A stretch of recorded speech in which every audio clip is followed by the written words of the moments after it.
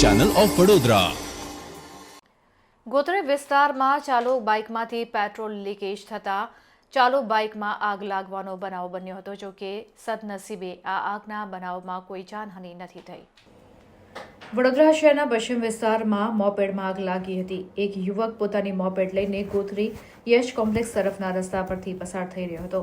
તે દરમિયાન અચાનક તેના એક્સિસ મોપેડમાં પેટ્રોલ લીકેજ થયા બાદ આગ લાગી હતી, જેથી કરીને મોપેડ સવાર તાત્કાલિક મોપેડ છોડીને દૂર ખસી ગયો હતો।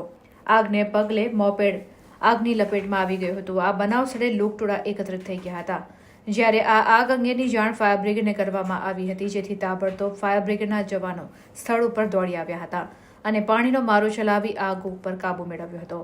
સદનસીબે આ આગની ઘટનામાં કોઈ જાનહાનિ નથી થઈ।